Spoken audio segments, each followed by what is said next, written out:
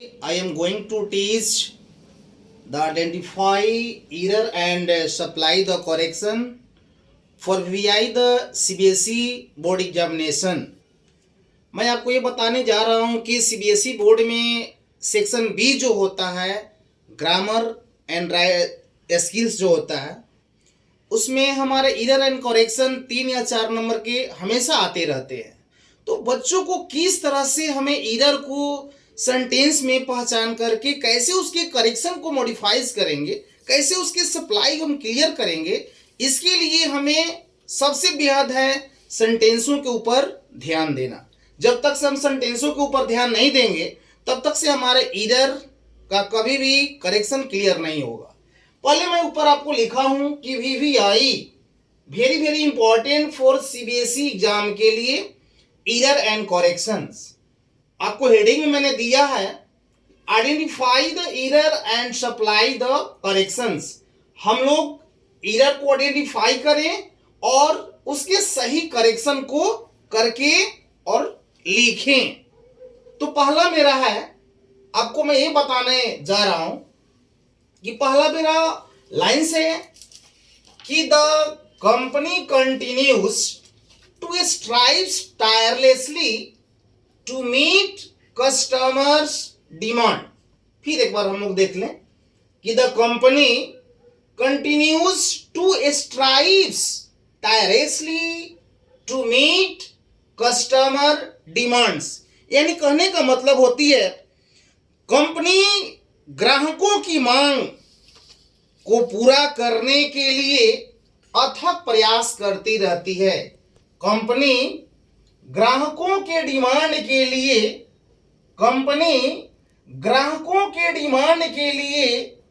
अथक प्रयास करती रहती है।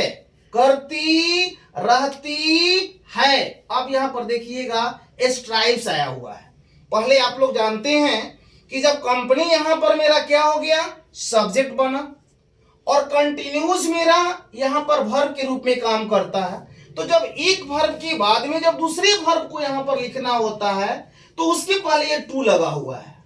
तो किसी वर्ब के पहले टू लगा रहता है तो इसका मीन्स क्या होता है, वो इन्फिनेटिव होता है। जब इन्फिनेटिव होता है तो क्रियाएं हमारी V1 होती है।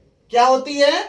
V1 होती है। लेकिन यहां पर टू लिखने के बाद स्ट्राइप्स आ गया, तो स्ट्राइप्स भी वर्ब है और कंटिन्यूस भी वर्ब है। तो एक जो है कंपनी जो है अथक प्रयास करती है, प्रेजेंट इंडेफिनिट टेंस का यहां पर मेरा रूल जो फ्लो करता है। तो कंटिन्यू जब सब्जेक्ट के साथ में जब कंटिन्यूज मैंने लिख दिया तो टू के बाद में स्ट्राइप्स लिखने की आवश्यकता नहीं है, यहां पर मेरा V1 होना चाहिए। इसलिए यहां पर स्ट्राइप्स जो है मेरा क्या है, इरर है। इसको सही लिखने के लिए स्ट्राइप लिखना पड़ेगा। तो यहां पर मैं क्या लिखूंगा, इरर में स्ट्राइप्स, और यहां पर क्या लिखूंगा, stripe.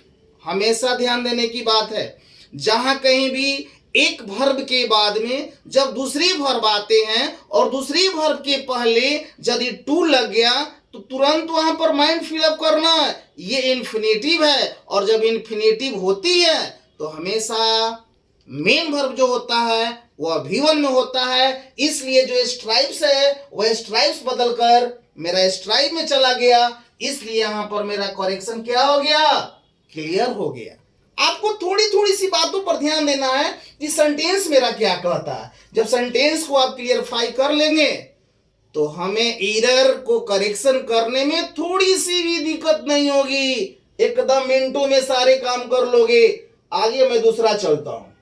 Nearly must shop was closed for the public holidays. आपको कहने का मतलब मैं ये बता रहा हूं कि nearly must shop was close for the public holidays. यानी कहने का मतलब होता है कि अवकाश के कारण क्या होती है, जब अवकाश होती है, अगर आप लोग जानते हैं किसी भी चीज का अगर अवकाश मिल जाती है, किसी चीज का अगर छुट्टी मिल जाती है तो अधिकांश बोलता है कि अवकाश के कारण अधिकांश दुकानें बंद रहती हैं। यानी कहने का मतलब है कि जब अवकाश होती है तो लगभग सारी दुकानें क्या थी, बंद थी। यहां पर लिखा था कि अवकाश के कारण सभी दुकानें बंद थी। यहां पर देखिएगा, डायरेक्ट आपको मैं बता रहा हूं, हॉलीडेज, पब्लिक हॉलीडेज, यानी कहने का मतलब कि अवकाश के कारण अधिकांश दुकानें बंद थी। अधिकांश दुकानें कहने का मतलब क्या, यहां पर मोस्ट थोड़ो, अधिकांश माने कुछ नहीं, यानी अवकाश के कारण कहने का मतलब होता है कि सभी दुकानें बंद रहती है। तो यहां पर मोस्ट जो होगा वो मेरा क्लियर नहीं बता रहा। मस्ट जो है यहाँ पर सुपरलेटिव सेंस होता है और सब के साथ में कभी मस्ट का प्रयोग नहीं होता है। यहाँ पर सब क्या होती है, एक कंटेबल सेंस होता है और कंटेबल के सेंस में क्या होता है, मस्ट नहीं लगता है। मस्ट वहां लगता है जहां पर एडजेक्टिव होते हैं, जहां पर एडवर्ब होते हैं, उसके पहले मस्ट का प्रयोग किया जाता है। लेकिन यहाँ पर सब क्या है, एक नाउन है और नाउन के पहले मस्ट का प्रयोग नहीं होता है, इसलिए यहाँ पर मस्ट मेरा क्या हो गया, ईदर हो गया। और यहाँ मस्ट की जगह पर every shop, यानी nearly every shop was closed for the public holidays। अवकाश के कारण सभी दुकानें बंद थी। सभी दुकानें, अधिकांश नहीं, सभी दुकानें बंद थी। तो सभी का अर्थ होता है एवरी और अधिकांश का अर्थ क्या होता है, मस्ट। तो अवकाश जब हो जाती है किसी सर्विस से, कोई भी अगर मान के चले कि नीतीश कुमार किसी चीज के लिए बोल दिए कि नहीं आज सासाराम की सारी दुकानें बंद रहेगी इसके कारण, तो उसमें अधिकांश क्या, रंगदारी वाला खुल जाएगी और ऐसे वाला बंद रहेगा, नहीं, सारी दुकानें बंद रहेगी। तो उसके लिए आप मस्ट का यूज नहीं करेंगे बल्कि वहां पर एवरी का यूज करेंगे। एवरी इज करेक्शन, राइट, इसलिए आपको पूरा क्लियरेंस करते हैं। और मैं थर्ड बता रहा हूं कि that need not be dad jacket, that need not be dad's jacket, it is too small। यानी कहने का मतलब है कि यह जरूरी नहीं है कि यह पिताजी की, यानी ये डैड की जैकेट है। यह जरूरी नहीं कि यह पिताजी की जैकेट है, यह बहुत छोटी है।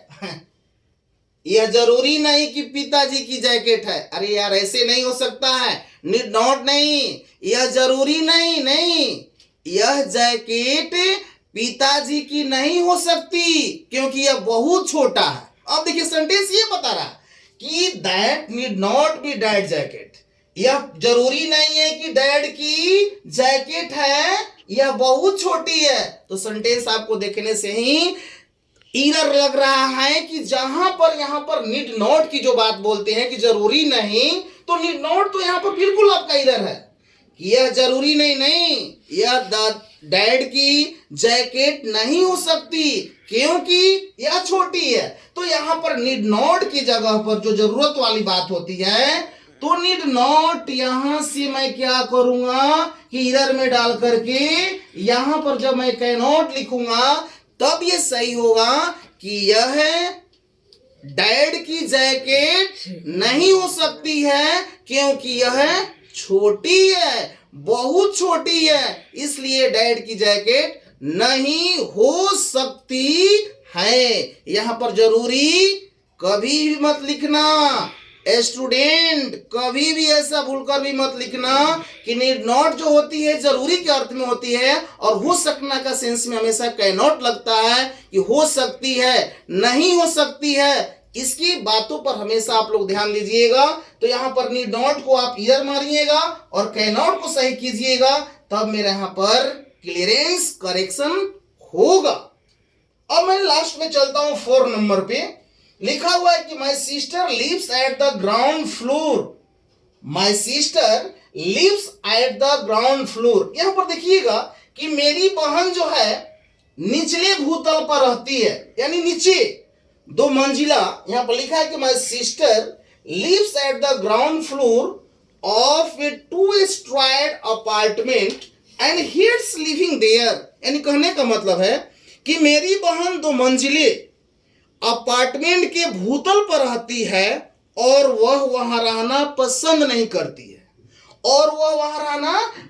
करती है, तो my sister lives at the ground floor. अच्छा ये बताइएगा, एट जो यहां पर जो लगा हुआ है, एट का सेंस क्या होता है, ऊपर के भागों के लिए होता है। जैसे बोलते हैं एट, टाइम इंडिकेशन करता है। आई लिव एट सासाराम, उसके लिए छोटे छोटे से शहरों के नाम बताने के अर्थ में या छोटे छोटे गांवों के नाम बताने के अर्थ में हम प्रीपोजिशन एट का यूज करते हैं। लेकिन मेरी बहन जो है इस फ्लोर के यानी दो ताले फ्लोर के भूतल पर रहती है, यानी नीचे रहती है। यानी नीचे रहने का मतलब क्या, on the ground. At the नहीं यार, ऑन द ग्राउंड करते हैं तब वह मालूम चलता है कि मेरी बहन जो है दो तल्ले अपार्टमेंट के नीचे रहती है। तो नीचे के सेंस में ऑन द ग्राउंड होगा, बल्कि एट द ग्राउंड नहीं होगा। यहीं पर मेरा इधर पकड़ा गया।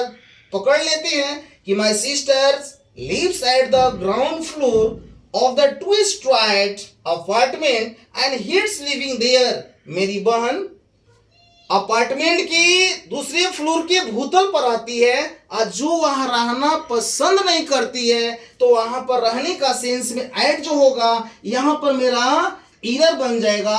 और यहां जब मैं ऑन लिखूंगा तो ऑन द ग्राउंड वह भूतल पर रहना क्या करती है, उसकी रहने का मतलब यह होता है कि मेरी बहन दो मंजिला अपार्टमेंट के भूतल पर रहती है। भूतल पर रहती है, नहीं on the ground. On the ground कहने का मतलब होता है कि ग्राउंड के सटेपन।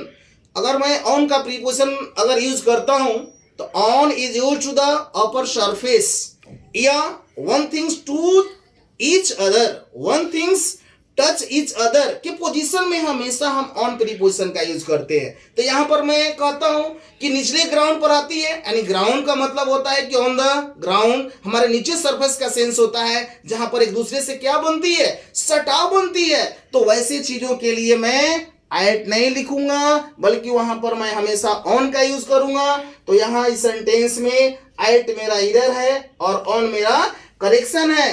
तो मैं आप लोगों को यही बताना चाहता हूं कि कभी भी आपको ईयर और करेक्शन को अगर बनाना होता है तो पहले सेंटेंसों को एकदम क्लियरेंस पढ़ना चाहिए और पढ़कर उसमें ध्यान देना चाहिए कि कौन सा मेरा ईयर कहाँ छिपा हुआ है। थोड़ी थोड़ी सी अगर मिस्टेक हो जाती है तो एक लाइन गड़बड़ा जाना, एक नंबर का लॉस हो जाना। इसलिए मैं यही बताना चाहता हूं कि जितने सारे ईयर करेक्शन होते हैं पूरा माइंडली मेकअप करे उस चीज को बनाएं और आपका सारे इरर पकड़ाए जाएंगे, उसमें किसी प्रकार की कोई दिक्कत नहीं है।